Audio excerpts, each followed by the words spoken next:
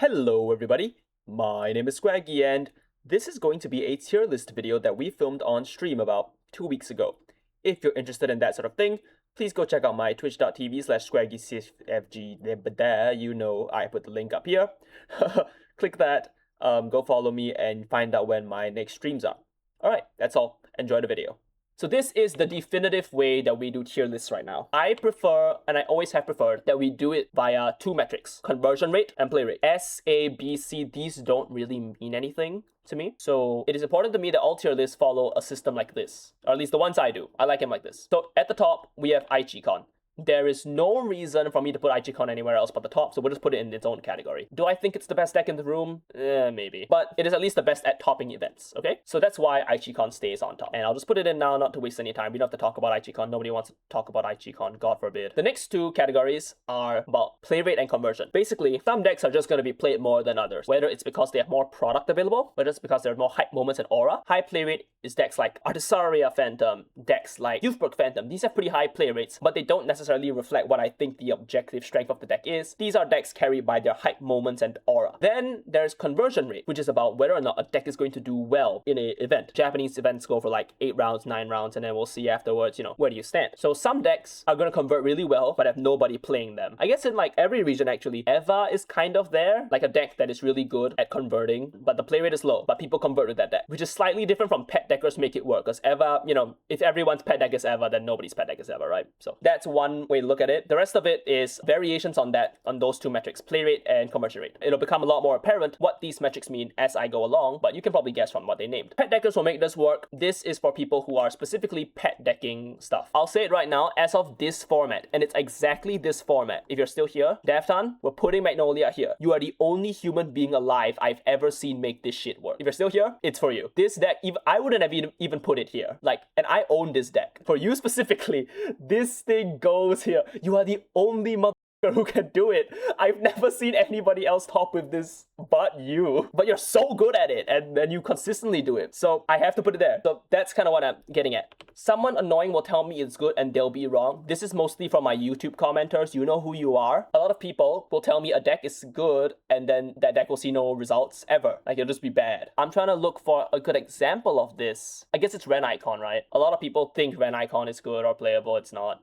I mean, it does work, but in this format right now, shields are a lot higher, hand size is a lot bigger, PBD is not really making it, and I think it's there. If I was being a little bit less mean, I would put it at low play rate, low conversion, but I think that some people have got really annoying about PBD. At least they were when the deck got first announced, that it left a really sour taste in my mouth. You're like, oh, it has 2 crits and 3 drives on the first swing. How is this fair? And it was like the most fine deck of all time. So, put in there. Let's talk about what are the high play rate decks and the good conversion decks. Yeah, if you check 2 crits, your opponent goes to 6. That's true. I didn't think about it that way. In the same way, if I shoot my opponent with a gun, they die. So let's look conversion. So first of all, let's settle the Japanese man in the room. Where is Yakuza? I don't have to tell you, this is obviously here. So is Yakuza still good? Yes. I thought it would be a little bit worse. It kind of is. The play rates of Yakuza have gone down a lot. And I know that sounds absurd, but if you go look at like the recent pie charts and see what the decks that people are bringing are like, Yakuza's really low. Like lower relative to what it used to be. Whether or not that's player perception or actual strength, I personally think it is a bit of actual strength. They have pivoted more into very aggressive builds with stuff like Drag Resonance, or they can kind of compensate the shield grade one, but it's just not the same exactly. It's fine. It's good even. It's gonna do great. The aggression is really high, and it's a lot more aggressive now, but it won't be as stable as before. And that's kind of being reflected by its play rates. If you guys look at the play rates right now, it just isn't as high as it used to be. Beforehand, I would say it's about as good as Aichicon. Now it's clearly not, which is kind of how you want to think about like the purpose of a tier list, to think about what you will probably run into at an event. I think for EN players, when you guys get Yakuza on release, try their Drag Resonance build. It's completely fine. Like, it's good. Highly recommend that. And honestly, I mean, people will shit on this deck. I don't like collabs in general, but on like a aesthetic level. But I just think that this deck isn't like the easiest thing in the world to play. There's a little bit of skill in like guarding. There's a little bit of skill in knowing when to click the quote-unquote divine skill. It is worth tinkering around, at least understanding the deck. Your honest thoughts are that it's better than Icon. Look, I hate Icon too. I just think that this deck... Okay, so when I talk about how good a deck is, I always like to think about how likely are you to sack your opponent as a metric. And quite frankly, I think you're more likely to sack your opponent on Alfred. I just feel like that's more likely. Like, there are a lot of high rolls Aichicon has, but the low rolls are really bad. Low rolls are awful on Aichicon. but it's still the most consistent thing you could be doing. And when it comes to winning, by a game basis, I don't know if it's the most consistent thing ever, but on a macro level, if you want to win, Aichicon tends to be the way to go, because sometimes your opponents just aren't ready for Gancelot to crit, right? So when we're talking about the other high play rate good conversion decks, you gotta talk about Harri now. Harri's a deck that I'm very fond of. I love Harri so much. My deck list, I got one of the I don't know about SPs, but I got one of the full arts from Japan. One of the Harris I'm using is Claude Ree's original one from her childhood. I love that deck. I've been trying to find the FFR fun sheets in between my Estacion hunting. This deck is really good. It doesn't have a deck out loose con as well, like how Nightrose has Spheroid. I think there's so much value in Fairfield. You can do a lot of cool things, like you can do a Lunatic Fairfield. I remember I played against my opponent in a mirror. They went Fairfield, Lunatic, Fairfield, just to grind the game out one more like turn so that they would have a better scaling in the late. And I thought that was cool. Harri doesn't even really need the Saki like 2-off 1-offs anymore. Like, I just don't think it's necessary. Most lists right now do not play stuff like Kenlu. They don't play the Grade 3 Dragon with the guard restrict. Just not necessary. The deck is so solid on its own. You filter a ton, you will simply check triggers, then you will kill your opponent. The scaling is really nice. Harri's one of the few decks whose GB2 is also quite aggressive. So if you whiff a stride late game or something, you do have some decent compensation on that. And in like deck out game, you can also use that to enable 5 attacks. Keep this one on your periphery if you're an EN player. This deck is really good. You need to find a way to consistently beat that. And more importantly, you need to start prepping guard. Like, I think a lot of people do not conceptualize how prepping for a matchup works. A lot of people think, well, I know what Fairfield's numbers are, and then they do not prep for Fairfield's numbers. Like, they are cognizant of it existing, and then they don't do anything about it. The point of putting a deck in high play rate good conversion is that you have a plan in your gameplay. And I'm not saying a plan like, I will simply draw X card, but I'm saying things like, well, right now, I will not invest Elementaria into this guard because they could be on Kenlu. That's like one example. Whenever I play against Cloudbabe on Harri, she always has exactly enough to block Fairfields, the big crit swings, and I get so irritated, but she has saved it the whole game. So keep this in your mind when you are prepping for these decks. Let's now talk about the other strike deck in the room real quick. The masses will not like me when I say it. The masses will not like me. Okay, so statistically, right? Stats, numbers, objective, stats. Right now, this deck does have a pretty bad conversion rate relative to the other decks. I don't know why either, because I thought for sure this would be the better deck of her and Harri. I'm always convinced of that. But I guess Dragoon's just not as good of a stride as Fairfield in my head. Is it Dragoon's fault? It might be Dragoon's fault. Oh, okay, well, look, if we're looking at the overall stats, that's a different story. Talking about set 16, set 15, okay? This is, really? I'm down to be wrong. Whatever that JP does. Alright, you got me. I mean, alright. Okay, you got me. This is the set 15. I don't remember the region. This is a JP region, is it? I can see that. Also, not for nothing, Heart Luru conversion 0%. Lol. Alright, you got me. We'll put her here. Alright, convinced. I can't argue with stats. Yeah, I get cooked by women when it comes to knowledge on Vanguard. This is the everyday life of Squaggy. It's one of the JP events. It's probably true. I'm not fact checking it. So at least these set here, these are kind of the decks from set 15 that should remain quite good.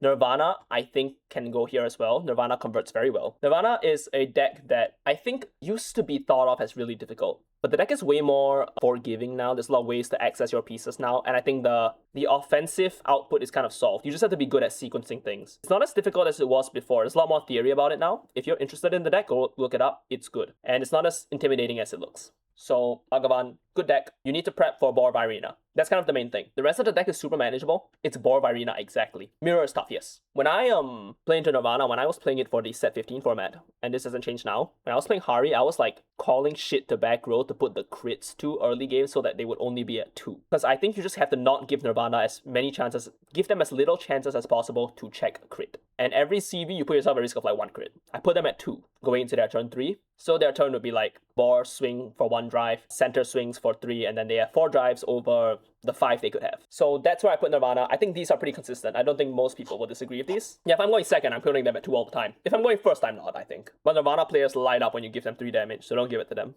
Big deals out. Let's talk about the set 16 decks. So when I'm talking about these decks here, at least in the top 5 categories, I'm talking about decks that I think will actually see play. If you think X deck is really good, but has a low conversion rate and you're like the only person playing it, I just won't put it there. Like, I need a specific amount of people in my head who are playing it. For example, let's find, where is he? Heart Luru.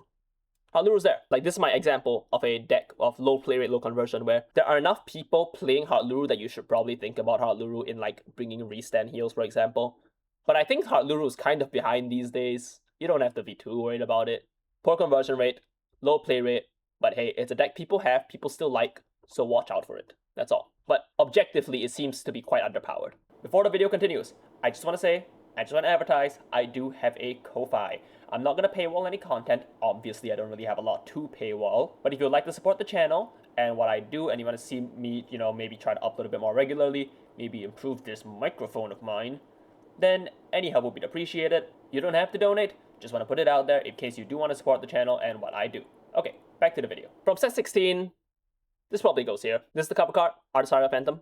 We'll talk about this first. Artisaria Phantom is, I don't think that bad. I think it's very comparable to Heartluru. There's a build today that I think won a Pompoco logo, which is like the 4 Spiral QD 4 Grade 1 Phantom generic package. I think once more Artisarias do that, I think it'll see a bit more success. But for now, pretty bad results on larger scale events. I think it's about as good as Heartluru, and I don't think Heartluru is very good. But I also think it is popular because it's Artisaria. So it's in consideration for when you're thinking about what decks to prep for in the meta landscape. I think that's at least where I'll put that. Is Kai Icon high play rate, low conversion?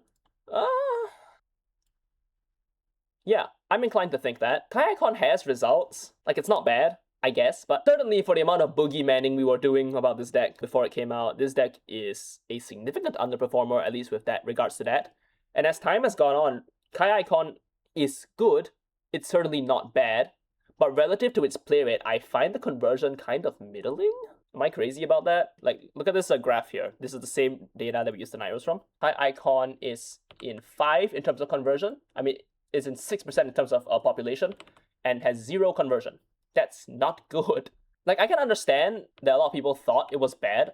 I mean, I thought it was really good at the start. But honestly, I think this deck is like way worse than Aichicon. I don't even think it's like that good. I just think it's very accessible. I remember the first BSF you guys had for set 13. I remember Magnolia Masks had 1 top and Kai had 0. The deck is not good. I don't really know how to explain it. It reads, all the cards read very good. And then when you put it all together, it's like, well, if you don't check critical trigger, you lose. Contrast that to Aichicon, which, I mean, they don't need to check crit to kill you on turn 4. Like, really, they don't. It's one of the more odd underperformers. I think the deck is extremely mid. Play it if you think you can check yellow. Why do I think it's bad? I don't even know if I think it's bad. I mean, okay, so what I'm saying here is that a lot of people are playing it, which means they think it's good. It's not converting well, which means objectively it's not doing very well in tournament. For me personally, I think there's no pressure if you don't check crit. I think the deck out loose con is kind of high. I think the guard is kind of middling. And honestly, you kind of have to go first to win. And that's way worse than Alfred, who at least Alfred gives you some like, you got triple drive, you got high likelihood to check crit, all the rear guards in Aichicon are really good because you have Gans a lot. So like, I don't know, what's Kai's best rear guard? Wyvern Strike Tejas? Berserk Dragon? Compare that to Gancelot. Is it an Overlord versus Alfred diff? I mean, maybe. But a lot of people are also on like 4 Soul Saver versus 2 Vortex Dragon. So, woof. Really rough stuff. Really, really rough. Kaikon, bad deck. What's next? What are we thinking of next? Let me find. Odium. I guess you put Odium here, right? Odium, if Odium falls out of favor at all, it's mostly because Odium is a bit on the older side now. By now, Animus has been out for months, and people want to play new things. But I think Odium's still fine. Scales about as fast as Estacion. I don't think anyone would disagree with me on Odium's placement, so we'll just keep it there. Okay, he caught my eye. I think Rezael is bad. I think Rezael's pretty bad. Right now, in the format, Rezael's turn 3 is really bad. Rezael's a decently high play rate. It's Rezael, it's an anime deck. It's gonna do decently well play rate wise. Rezael obviously has really bad break conditions, right? Turn 3 is kind of weak. Need to see Orchidays. But the advantage of the Kiseki is that you draw cards. You draw so much, right? But if you read what the Crimson Moon does, a lot of these Phantom decks are good. And these all have advantage generation very similar to what Rezael does. Same bricks, better early game, doesn't rely on Orchidays on 3. And if we're not just comparing it to the Phantom decks, of which many are kind of mid, look at what the top decks are doing for advantage generation on 3. Have you read Obadiah? Like, have you read that shit? That shit's crazy. And what's Rezael doing? Oh man, I better hope I draw Orchidays or I'm cooked. No. Do not like this deck as a meta pick. I think it's kind of bad. In fact, I think Rezael could be put in the pet decker category, honestly, because I think I do see people do well on it. It's a deck you have to kind of think about it. You have to be aware of what a Rezael hand looks like when you play into it. So you know when to go for offensive pushes and stuff. Yeah, Rezael has to go to 3, has to take like 1 billion points of damage. When I go into Lunatech Dragon, I can go in with 1 CB face down and I'll have it. I'll have a full turn of advantage generation. So I don't know, Rezael kind of mid, especially in the set 16 format. And it's also kind of slow. It's, again, the deck right below it, Artisaria Phantom, has a pretty decent offense turn 3. Rezael can heal out Gap Drop, yeah. Has a pretty good offensive turn 3, and compare that to what Rezael can do, and it's a bit night and day. So you better hope that you get the Veritas Moon, which is an order that checks the top 5 and then calls the unit, and they can be bound from the drop to do it again. Like, Rezael needs a lot right now, I think, to stop being a bit of a fragile pick. Because Rezael has some really high highs, some really low lows, and the low lows just happen a bit too much. Okay, let's think on some other decks right now. He caught my eye. Veritas could give 10k the front row on turn 3. Yeah, I mean Artisaria does that. So I think Youthberk Phantom is no good. Set 16 should be okay for you. Okay, here's the thing. I kind of agree with that in the fact that I play it. I think the deck is really smooth. I think the deck is really bad at finishing games at 5 damage. Does that make sense? A lot of decks, like these multi-attack decks, the advantage to them is obviously you get 1 more attack. So when you're at 5, you can kill them, right? The advantage to a deck like Youthberk, like Berukrea, is that when you swing with your Vanguard twice, at something like 4 damage, both the Vanguard swings threaten lethal. Like, that's kind of the trade-off, right? 2 Vanguard swings is both in terms of value and pressure about even to 5 attacks. And because you're doing Vanguard twice first, your opponent doesn't have time to check a defensive, right? If my opponent swings at me against before the Soul Saber Dragon, right? So they go Galatine 43, Gancelot 66, and you just take the 66. That's safe damage you can take. Then when you're at 5, then it's still a bit stressful to get to the next Soul Saver, right? When you get onto like late game in Youthberk Phantom, you can't really connect for the 5th point because you don't have 5 attacks. You're just missing like one little thing. And while you do have some really big numbers going on, you have like 50-50 on your sides, 58 if you have a booster. Center is usually like 2-card, 3-card guard. The problem is right now is there's another deck in the format who can stop one big swing. And she's pretty good. Lichifel Phantom is low play rate, good conversion. This deck is good. This deck is just good. It's a little bit on the trickier side to kind of manage all the resources or whatnot. And you can play it kind of weird. But if you just play the 4 Haney track for Habitable Zone, and you just conceptualize the Crimson Moon as having 4 extra PGs in your deck, this deck is crazy. Like, this deck is really good. And it has really good matchups into some of the decks which have really big but small, really big attacks, right? You can lower a lot of the pressure on things like Gancelot, on things like Yakuza, knowing that you bind Crimson Moon from your drop and boom, it's almost full guard, right? So I think the matchup spread for Lichifel Phantom is very good. And it wouldn't surprise me if by the time the format settles a bit more, and this format has a lot of time to settle, that this becomes one of the better decks in the room. I really do think so. Lichifel's multi-attack, it does have worse matchups, stuff like Stars and Deleters. Here's the thing. Into another deck I think is really good, I think she has a bad matchup into. And that's Impauldio Phantom. I think Impauldio Phantom should have a really good matchup into... Okay, it's kind of weird. I think Impauldio Phantom is here. If you guys aren't in the know, Impauldio Phantom, really good. Seeing some really good results right now. I think the matchup between her and Lichifel is really interesting. I think Lichifel always wins deck out. But I'm not sure if Lichifel stops the Vinster swings, which it might, because, I mean, it's 4 attacks, right? Impauldio is still 4 attacks, and even if they're chunky, you can Crimson Moon bind for 1. Guaranteed defensives are good to Aichicon. Yes, they really are, right? Impauldio F, good deck set crit. Yeah, but it does do that. It's really good at doing that. The 5 drives in the turn. Very good. It's very good. And you will see this a lot. Get used to doing the math on the order zone. You, as the opposing player, you are going to have to start looking at your opponent's damage, looking at your opponent's gauge zone, and trying to see, if I give them 1 more damage, do they hit the new breakpoint? If they end on an odd number on your turn, they get into a new threshold for their zones. Do the math, get a feel for it, make sure you understand how you should be damaging Impauldio. The deck drives a lot. You can deck them out. It's one of those fair decks that can be decked out, unlike broken Nightrose and broken Harri with their OP conversion rates. You can deck out Impauldio. It has regular weakness in that regard. Yes, you could also play Rose and not give them CB, but I want to go to heaven. There's a lot going on here with Impauldio, Phantom, and it's just a matchup you need to learn. Play Rose, give them 0 CB. Play Stride decks and generate a lot of advantage. Is this the deck that can lose to Bhagavan? Can they make the 5-mat Stra and burn all the markers? Is that a thing? Oh, cool, yeah, whatever. Alright, make Shroud Arena, make 5 mats, you can easily kill Impauldio. F tier deck. Okay, that's not true. Not worth doing, probably, but interesting thing to think about, okay? If you're playing Bhagavan, then you can think about that as well, which you don't think people run enough of anymore. But you can very easily find the space for 1 Buzzsaw, right? Like, you could probably cut a card for Buzzsaw. Then you would have 5. It will be Trickstar, Appa, Buzzsaw, Agnias. Use a second Trickstar, right? What do I think of stars? Good questions. Okay, I'll talk about this. I normally don't talk about collabs. This time, I am willing to talk about these two because I think they're relevant. This one and this one.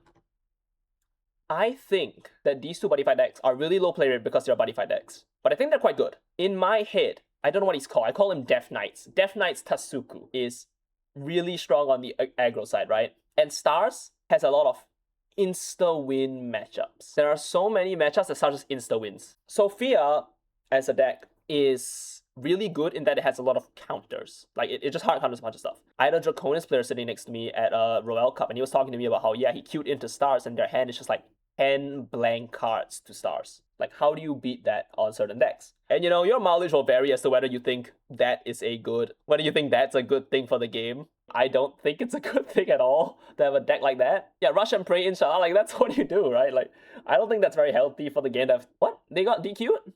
Oh, that's rough. What happened? So, for me, it's just like, I don't think that's healthy for the game. I think some of the numbers are kind of weird too. Oh, he gauge from drop. Oops. I think Stars has exactly that going for it and not much else. But it's good enough to get a placing, I think. And it has some tops even in team events, so look out for that. And when you pick your decks, it's going to be a lot harder to pick decks that rely on extra shielding and stuff. And a lot of cards in Vanguard now do rely on it. The new draws kind of get fucked by Stars. Obviously Draconis is like the biggest outlier, I think. I will say though, the front rows, they are vulnerable to CBD's lock. So we're now officially in a triangle format. That's right. CBD beats Stars, Stars beats every other deck, and every other deck beats CBD. Okay, that's not true. CBD doesn't beat Stars. Next decks. She caught my eye. I'm sorry. I think Alcazar is like really good. This is my hot take. This is my hottest take of the format. I put it in the video as well. The hottest take of the format is I think Alcazar is like really good. I think Alcazar has really good matchups in that her shield is really high. You think of the Stars matchup, you know. The guard of what's her name? Leilua? Really strong. I think having the consistent Leilua guard is really good. I think Leilua's power with the armor arms gets really high, and you can finally stack crits on it because you can check crits because you have triple drive. Resource efficiency, really high. Grade 2 is a card made from hell. Like, that card is really good. Why can you like have an anti-deck out mechanism as well? I think that deck is really good. Like, insanely good. I just think it's really hard. Like, I actually think Alcazar is quite hard to set up like turn by turn to micromanage all the guard. I do think there's a bit of brain power needed to get it to work. And when you get it to work, I do think it'll be like Odium tier, like that's why I put it in my head. And of course the center is kind of weak, so it's hard to get a sack chance. But overall, like, I think Alcazar's really good. That's me being insane though, I think. Okay, I promise I'll talk to you about it. Let's talk about it. Where is he? So, Aelq Libra Phantom.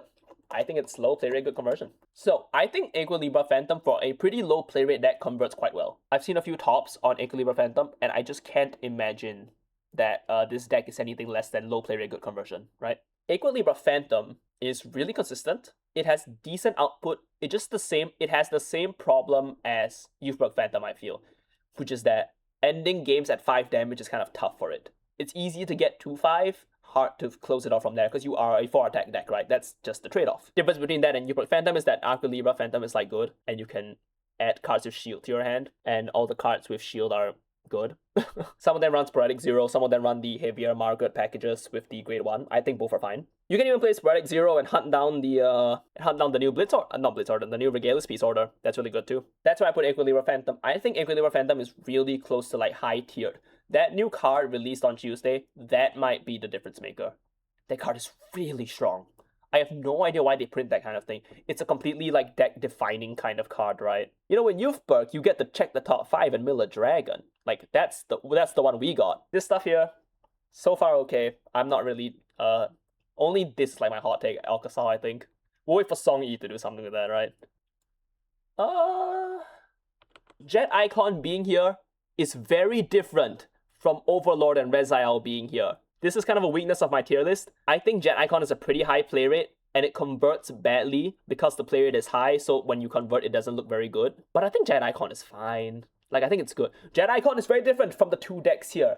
I wouldn't call it low play rate, good conversion, I think, because I think it has a high play rate, but I would say it has a poor conversion relative to what its play rate is. But it's not bad at all. I think Jet Icon is quite good. It's very consistent, it value adds a lot. The removal skill being free is really nice. Jet Icon's really tanky. Yeah, I don't know if I can make a new category for this, but I'll just say that it is a very different type of high play rate, poor conversion. Overlord and Rezael, they do convert. They have high play rates, but I think they're a lot weaker than Jet Icon. Jet Icon has a real advantage over the other two decks, which is 5 drives in 1 turn. They can do that like twice, and you will just check crit. I remember in the 3v3 in Singapore, I had to really prep for Jet Icon because I remember in the game I had against it, he leaped the Gamma Health back to deck, and the whole game I was just prepped to get Gamma Health checked on me, and then I had to play around it the whole time. I did win that, and only through deck out, and that was with that player saying, I'm not gonna draw a GG.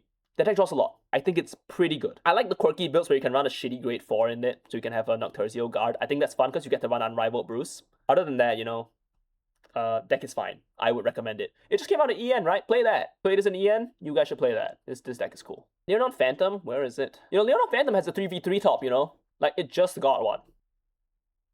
But it's probably here, right? Leonor and Phantom is not as bad as I think a lot of people think it is. People say it's Harluru. It's more like Magnolia Phantom. Nord F is a lot better, but I hate it because it's at night. Okay, here's the thing. I don't like how actual Leonor plays, okay? Actual Leonor plays like ass because it involves Rosarium Fairy. But this deck, I feel like it's pretty cool. I don't know. I quite like it. I don't really hate having the extra guarding patterns like how it does there. I think obviously the design space is set so that back row center, they put Luster Impact Dragon there. That's probably what they're gonna do. But I think the deck is fine. You filter, you check yellow, you restand. How is that bad? It just can't be bad. That's like the essence of 2025 Vanguard, baby. Except the skills are interesting this time, and the Phantom package is way more interesting than Toys Are for Children. But no, I think this is a really efficient and cool deck. Wait, I do need to add one more tier. Because we're talking about how good the Phantom skill is, right? Like, we're talking about, okay, the Phantom skill is efficient, it value adds a lot. You can grind the game out on Leonor really well. Then you use like the him to get more power, or you put Leonor to the front row. So speaking of Phantom skills, okay, let's talk about Estacion. So Estacion is really good. I really like Estacion. Obviously, I brought it to my great event, to the 138 packs event, and I got pretty far. There were 2 Estacions in Top Cut. I saw a post today that someone said, Estacion tends to overperform in the early days and then eventually stops performing, and maybe that's true. But as of now, right now, I think it's definitely a deck you need to look out for. Understand how the guarding pattern works out. Just know to guard the second attack of the turn usually. Estacion, unironically, mid-tier 1, maybe. Kachidoki's offense declare is really good. Just keep declaring offense. Don't even bother with defense. What's the point? Just kill your opponent. The adding's really good. You can generate a lot of advantage. I think the skill checks of Estacion are pretty nice in like just knowing what to call from your decks. Like just knowing how to like pivot off 5 attacks into the 4 attack but draw, or pivoting to winter. Lots of cool things you can do with Estacion. Consistency buffer play from drop is nice. Having 5 or 6 orders over 4 is really nice. This deck is good. Okay, fine, we'll talk about Welstra Phantom. I don't want to talk about Welstra Phantom, fuck. Makes me so sad. Welstra Phantom, I'm putting him here because he is in the new set. He could be popular. Worth thinking about. Welstra Phantom is bad. I'm so sorry. I really thought this deck would be a lot better on release. I thought it wouldn't be too far off Artisaria Phantom, and to that end, I don't think I'm wrong. But I think it's just so disappointing. Okay, so every Unmoor card, right, only has text if you unmoor them. But none of the cards are worse. Yes, it's worse than Leonor Phantom, right? It's not worth unmooring anything that's not Uvesti Dragon. All the cards basically don't have text on them. That's a big problem. Yeah, now we know why he keeps losing. This deck is ass. I've been trying the Phantom Core. 4 great ones. 4 Lamina. Crimson Winter Return. 3 Inlet Pulse, just so we can feel something, just to draw 1 card. And I can't do it. You don't have enough oomph to get through. I will say I had a really funny match into Danger World, and you can't choose their Vanguard, so Uvesti Dragon just became useless. Why does it work like that? Why is Welstra Phantom like that? It's a kind of deck that I like. Plays on very thin margins. It plays on really fast speeds. You have to win by turn 4 or you lose or you deck out. But it doesn't have the oomph to back it up. That's what Estacion was like before Kachidoki. Really thin margin deck, loses to a lot of green triggers, but is in essence, and for what Vanguard is, an aggressive deck. Welstra Phantom wants to be that, but doesn't have the power for it. It doesn't have the consistency for it. I mean, it's consistent. It's not efficient enough for it. And again, Phantom skill, bind 1, call 1 from drop. Let me reiterate what Leonor and Phantom's Phantom skill is. Bind 1, call 4 from deck. Okay, that's over-exaggerating, but you get the idea. I think you'll see Welstra Phantom because Welstra is popular. And I think people will try to break it. I do not think the deck is good. And that's why he gets the Welstra Phantom tier. Because I don't think anyone will tell me he's good. I don't think anyone will put him here. That's my judgment of Tokkoumaru. I really like Tokkoumaru. I think it's really smooth, but I think it's just kind of lacking a bit of a kill pressure turn. I think it's really efficient. I think the filter is good. And I think you killing your opponent is going to come down to strike on 3, Stark on 4, Stark on 4. I mean, Stark on 5. But to get all the way there, you do need a lot of setup. You do need like none of the Starks to go to damage. It's kind of awkward. Hand size is weird. I don't know. I found a pretty decent hand size with strikes triple, with the efficiency of Hayabusa Maru, with the with Scramble, such a good card. And the fact that you can run a bunch of the energy cyclers and some of the Munas, I feel very good about that. But I think Tokkoumaru needs a bit too much to get it to work. Even if I agree with how Stark is costed, I still think it's a lot of work to get there. And it may not even happen. I think you can't kill anyone on turn 4. So turn 5 is kind of where you have to be. So, it's rough. Let me talk about this. Zerif Phantom is a deck that I think is bad. Me and Dillacan have this agreement, silent agreement, that this deck is bad and then it wins anyways. I understand why it wins. I know the trigger checking is good. I know it's pretty resource efficient. But it just feels bad to lose to. I don't like losing to this deck. This deck makes me mad. But no, this deck is really good on the efficiency side of things. Because of now, Phantom packages are really robust. That said, I think it's a little bit slow. I think Impauldio F is better than Zerif. Yes. That part I kind of agree. Yeah, Claudeby now has to give us a warning in advance before she can bring out Zerif Phantom because we just get so irritated. Like, this is like not fun for anyone at the table because we're all mad. Paul F can't play Sevroid. Sage, no, Zerif is playing Sevroid. They have the Phantom skill. That's basically Sevroid if you think about it, if you squint. I love playing Zerif against damage and I just have to choose between Fontaine and the token. Just choose the token. You others, okay, you others, okay, you know what, that's fair.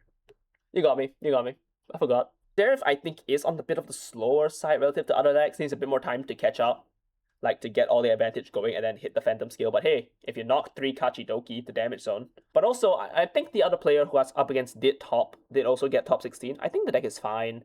I just think it didn't get as much of a buff as the rest of the decks, and therefore it's not gonna be on as many people's radars, and as such the conversion will be low and poor. The second thing to think about is kind of the fact that it's just going to get Mirage soon, so people are just going to wait for that. Then they'll bring Zerif out, okay? So for now, put it here, but just know that it will be better in the future.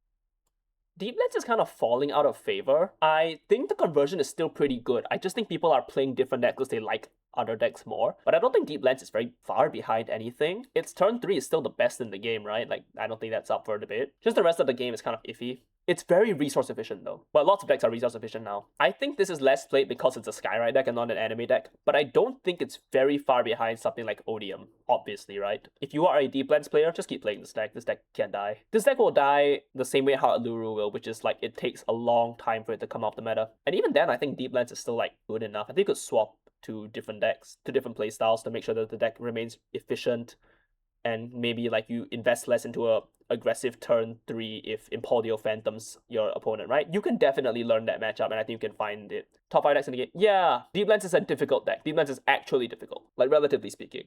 I know the common funny thing is people saying that no deck in Vanguard is difficult, but no. I think there are a lot of difficult decks in this game. Play Deep Lens, you'll be fine. Just learn the deck, learn the ins and outs. Here's a fun category. Ta-da. Oh shoot, Destroyer F, you're right. Okay, first of all, let me talk about this real quick. Leonor, I feel is a deck that's really improved by the new draws. I don't know if she's good, but she is significantly better than before. Recommend trying it. I saw 2 tops. There's a Pure Vivace and a Leonor Masks top both this weekend over the Chiho Cup. I think I saw the Vivace's win rate was like 5 something. I think they had a pretty sizable win rate. So try it out. Anyways, okay, we'll talk about Bat, then we'll talk about Destroyer. Bat, Elegima. Aelq Glima's probably there. I'm a big fan of Aelq Glima. I think the deck is good. I personally am fine with a big wombo combo deck like this in Vanguard. I'm personally fine with that. Is it healthy that it comes out so fast? Probably not. I think it's fine. I would go as far as say good. I also feel it's kind of I mean, obviously it's very inconsistent, right? Moe Flash is still at 1. So it's always going to be bogged down a bit by that. But people who like bad will just play bad. There's nothing in Vanguard that really plays like him. So yeah. Daikaiser or pet deck is an interesting one. I'll think about that. For now, let's talk about Astroya. Shrine probably bad. Deck is fine. Like, I don't think the deck is really too bad, but it's just a twin drive deck with like 3 crits in the deck total. Like, what? It's just not gonna kill. That's all. It has a 5 attack push, I guess, but it's kind of slow. Like, I mean, not slow, but you need to find the specific pieces. Those can kind of get stuck. You don't have a good way to search for them, I guess. I guess you can get really aggressive with like straight draws and stuff. Can't forget that they made photograph locked. I can! Have you read Astroya Phantom's token? That shit's crazy. I think it's fine. Don't think it's anything to write home about, just because it puts crits in the order zone. That's my main gripe with it. You just can't sack your way out of a game. It's not bad though. Fun deck, definitely.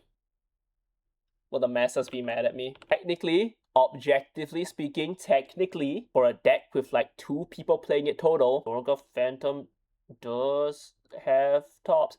You might need to order some stuff in the tiers because someone's going to get confused looking at this and seeing deep lands lower than Leech FLF.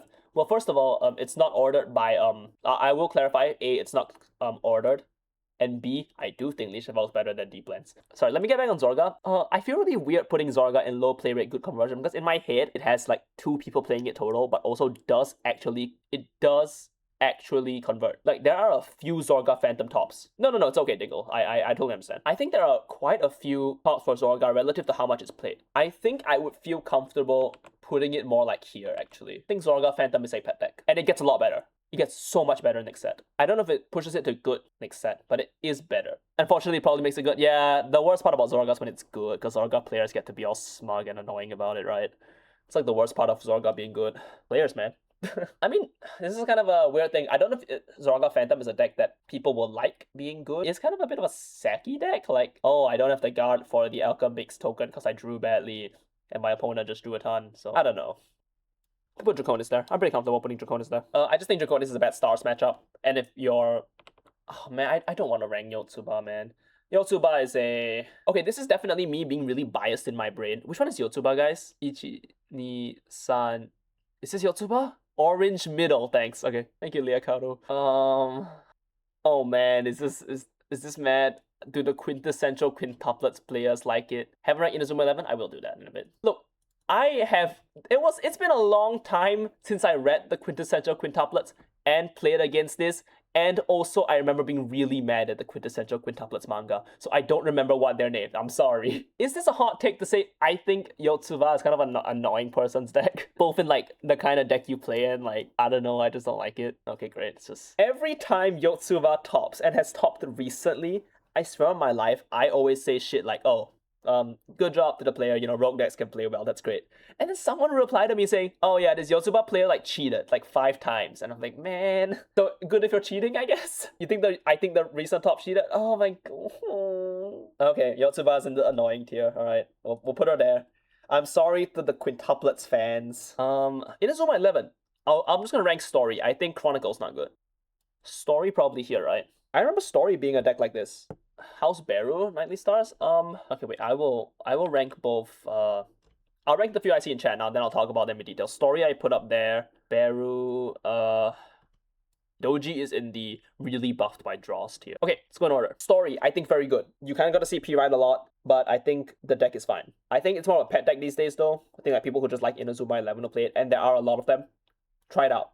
Deck is cool. Berucrea, I think, doesn't convert very well. It just had a top in the team tournament, but I'm still pretty unsure as to where I think it is. I think it's worse than Youthberk in its offense, but a bit tankier. But right now, I think neither deck is very good. Yeah. Story can make a couple of tops. Barbs and Verge, this is like going into the old folks' home and asking to fight Mike Tyson, right? Like, that's just not fair. Fine, we'll put Barbs and Verge later, hold on. Let me talk about Shoujo Doji real quick. Shoujo Doji got buffed a lot because its shield value of draw triggers went up from 30 to 60.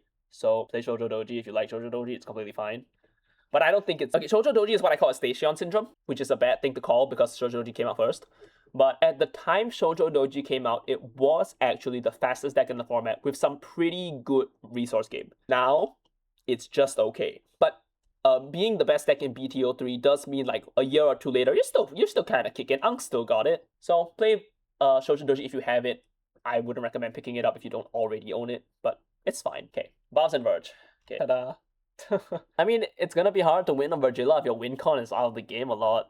So, and even then, Vergilla is outclassed by stuff like Aichicon. I feel like if you want to play that kind of game, you should play Aichicon right now. And Buffsagara, I always think Buffsagara is a little bit behind, and in every format she has a top at like a really major event, so I don't know, man. It's all Kenzio Raphael's fault. He's the guy who's always topping with this shit. Nobody else is topping with XOD Barbs anymore, but I mean, it just means pet deckers can make it work, so. Maybe if you really like Barbs, I guess. Does Barbs deserve treatment to 2?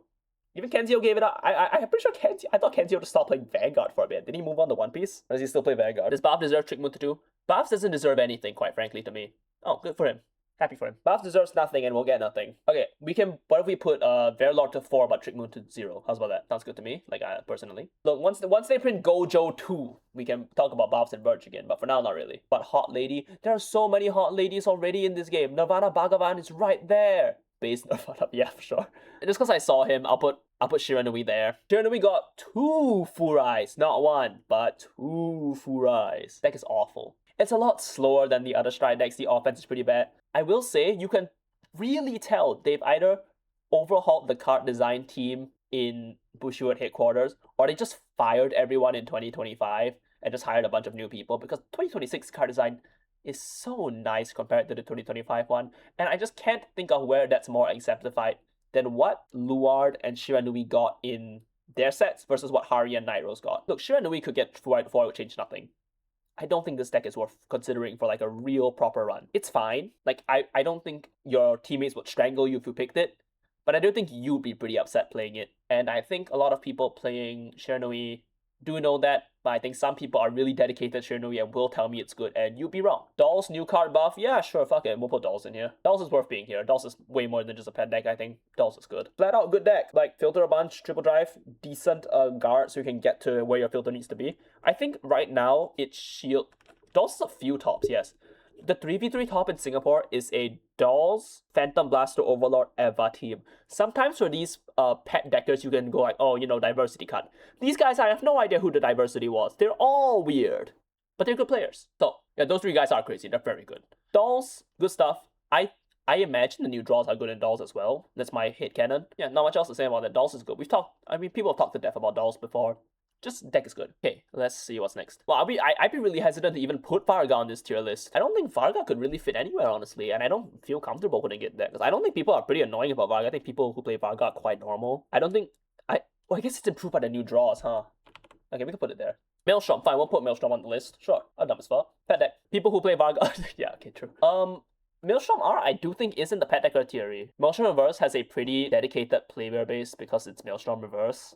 Like, I just don't like Maelstrom. When Dr. Wishcash played it against me on Youthberk Phantom, he was kind of cooking me. The retire and draw are pretty good. I think if the deck goes first, it can be quite overwhelming. And it does need a couple pieces to get going, but I think pet deckers who are very familiar with the deck can get it going. Messiah and Prison, right? Okay. Prison, same category as it always is every format.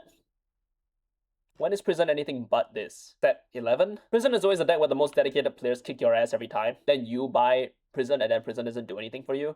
Prison is a deck you really need to understand, and I think only pet deckers really can do it right now. You have to really know the ins and the outs. Techs that work in one set will not work in the next necessarily. You gotta be a really good player in Prison. And this is how I feel about Messiah. I feel very strongly about... There, how about that? That's my goat right there. I am willing to put it here. I think it's a lot worse into Harri Nightrose format, as a lot of the top dogs don't really care about the bind/lock thing. Estacion definitely doesn't. Yakuza, not really. Impauldio doesn't care too much either. So the deck that does 5 attack, draws 3 million, and scales into the moon off the bat sucks. Yeah, it does. I don't know what to say. It's bad. Should I rank the leaders? Yeah, sure. Fuck it, I'll rank the leaders. I'm dumb as shit. Actually, no. The leader players know it's bad. I think it will have a play rate, though. I think it's cool enough to have a play rate. It's a new deck. All new decks get into low play rate by default. Fafnir. We can put Fafnir on, because Fafnir has a top. Oh, I feel so bad putting him next to the leaders. That's not how I feel about him at all. In my heart, I think this deck is crazy good. Just kind of a weird meta for him, right? A lot of the early game pieces in Dark States don't work very well with him. But for late game, he's pretty good. He has a top. He's good. I feel like Fafnir is pretty strong as a center-based fraud deck, right?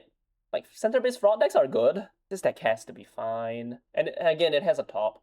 Frapnel's really good aggression, and it is a lot more consistent now. The right line is good. I just think you have to be... You know what? I think it's more accurate to put it here. Frapnel is a deck you have to really understand, I feel. I think a lot of people just don't. I mean, I sure as hell don't. Yeah, it's crazy because all the Frapnel cards read insane. It has one result. That's from this format. I have no idea how it's this behind. It really boggles my... I thought it would do so much more last set. I think I gave it like 4 stars on every front last set. Holy shit. Boilers as a top, it's not bad. It's something that I don't really think it's a pet deck, but it's interesting. It's really bulky. It has a lot of grind. Yeah, just give... I think they should give Dark State Sargon. But yeah, I think Boilers is fine. It's just stuck on being a twin drive deck. If it had triple drive, it'd be pretty good, honestly. Resilience Dragon is really good. It's not Gancelot, but it's pretty good. Gancelot is a lot better when boosted by Sargon into a 10k base.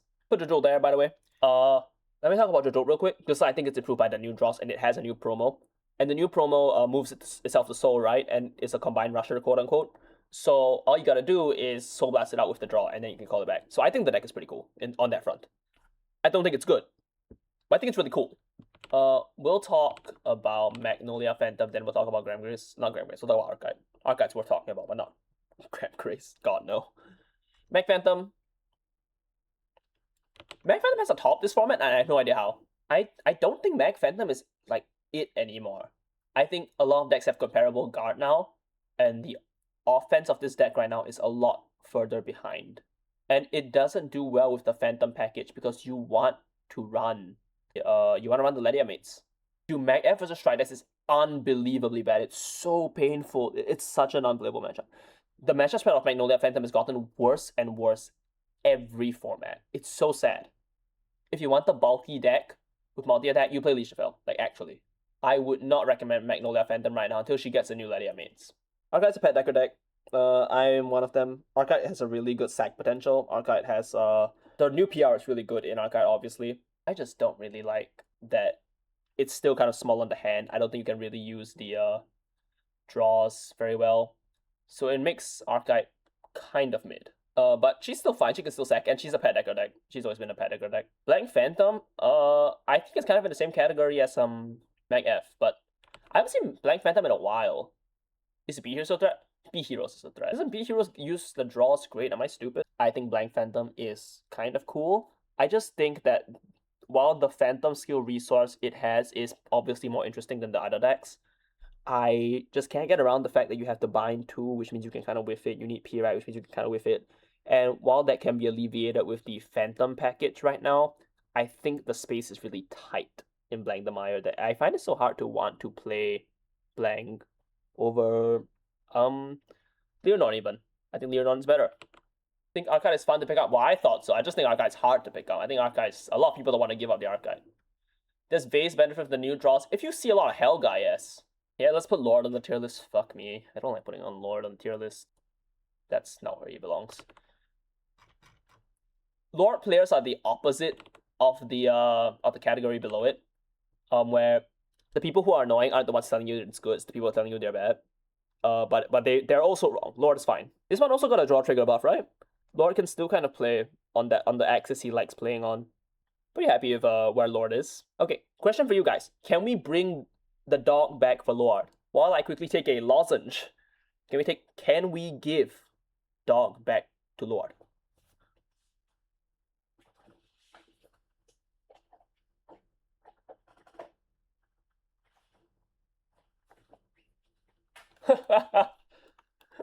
See a lot of no's there. Oh, you guys do not like the doggy. Leon Bardiark. Oh, you're right, they're playing Bradiark. Oh my gosh. Okay, well, okay, never mind. Let's not give him the dog. Shoot down the dog. No. We can revisit these in the next set. When I know about the promo situation. When I have a bit better of a handle on it. But ratio could be improved here. It would just be a matter of if you can see the health bars. How's Chris Rain bad? I don't think Chris Rain is worth putting on the list. I will anyways because I like Chris Rain. Chris Rain is just kind of a deck that needs to sack really early, and there's a lot of that in Vanguard right now, and it's just not that good at it. Because it's twin driving, damn it!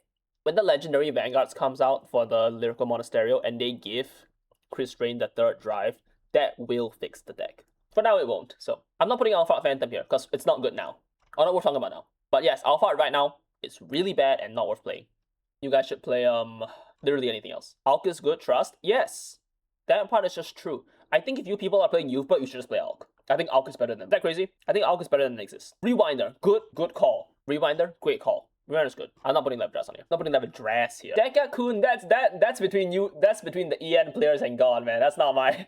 That's not something I can I understand the Dekakun theory though. I think it's pretty interesting. But right now, as the format gets more diverse in the JP side, where more people are willing to play really efficient Phantom decks and Yakuza, I think Dekakun doesn't do as well as a counter because it's not just about Aichicon anymore here. Rewinder is good, like it's flat out good. I think it's like deep lands level. It's from that era of Vanguard, right, when attacks were just getting more and more and like the card design was getting really stale. But Rewinder is kind of about the level of deep lands, I feel. And it plays like Artisaria. We'll talk about Michu more when the new promo comes. I think Michu's fine. I have a Michu core sitting on my desk right now. I'd be glad to sleeve it up if the deck was fine. Okay, I think now we're getting a bit into the decks I think are quite bad. Not good enough to be on the list because they're just not, we're not going to observe them enough, right? So we should talk a bit about, like, are there any decks here that we should be talking about that that have high play rates or decent play rates? I just missed anything at all. Eva, good call. Eva sits nicely in Pet Decker. Eva is the most pet deck to ever pet. Only the most dedicated pilots can play this shit. I have no idea how they do it, but I guess it's pretty comparable to like Estacion. All right, none of the other glitters that we're talking about. Someone mentioned Daikaiser earlier on. We could put Daikaiser up here. I saw a Daikaiser the other at World Cup. He looked pretty good. Looked pretty solid. I think that's about it. I don't think there's another deck here that's potent enough for me to put on the list or popular enough either. Yeah. Roroa is so sad. I thought Roroa would be so cool in DZ-BT16. I really did think he'd be pretty good. But Roroa is quite bad. Minerva OTK build, I'm sorry. I wish I could put Minerva back on the list, but I just can't. Actually, I don't wish I could put that. I do not like Minerva. She's just from that era of card design that I just was not a fan of. I hated 2025 design. If the deck isn't here, it's just because I don't think it will see a lot of play. You know what I mean? Like, there's a minimum threshold I have for a deck. 2026 card design rocks. I'm such a big fan. Like, actually, I think it's all really cool. I think it's been cool since DZ-BT13. DZ-BT12 was already kind of iffy, but 13 was really good. What a nice breath of fresh air, like actually. I try not to be too doomer about Vanguard in general, so I think I was uploading in 2025 and I just wasn't very, like, I didn't like to talk a lot about how much I didn't like it, but I really was quite upset with how 2025 Vanguard was. I was like, shit, should I just play Yu-Gi-Oh full time? But no, this one is, this year is really good. I am like really into how a lot of these decks are designed. I think at the very least, if the deck is on this list, it is worth playing or at least thinking about playing.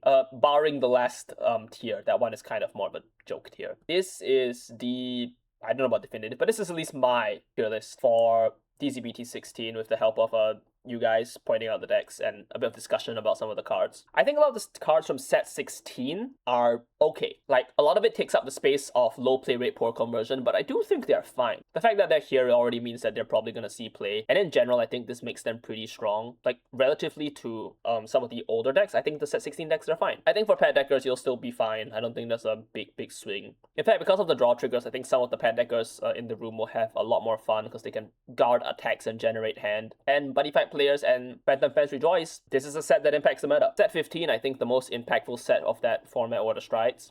This time we have some pretty impactful Phantoms, and they're cool. Kachidoki is great as well. Really excited to see this meta. I think can be pretty diverse aside from the Aichi-shaped elephant in the room. Well, Chad, any closing remarks on this segment? Yeah, Phantom deck designs have been really cool. I think the best thing about them is that they don't just become the first thing you think it would be. Because some Phantom decks like, oh, Magnolia, I imagine you could do high beast too. You could do Magnolia into a high beast in Keter. Blacknemire, I mean, that's the only one that's really like 1-to-1, right? But a lot of these I don't think are the first places I would imagine where these Phantoms go. And that's really cool. So that's it. This is now the YouTube outro. So let me know what you guys think in the comments about this tier list. Including Phantom, yeah, that was obvious. Let me know what you guys think about this tier list. Am I wrong? If I'm wrong, don't post about it. I won't read it. Actually do, whatever, who cares. Just tell me what you think of this tier list. I think it's fairly accurate. I'll post this online as well, see what everyone else thinks. YouTube side of things, catch me on Twitch whenever I stream, which may happen rarely. Yeah, okay, that's it from me. Bye-bye. Thank you to my Ko-Fi supporters, Big Ben, Long Long, Milk, and Latson. Squaggy appreciates all your support.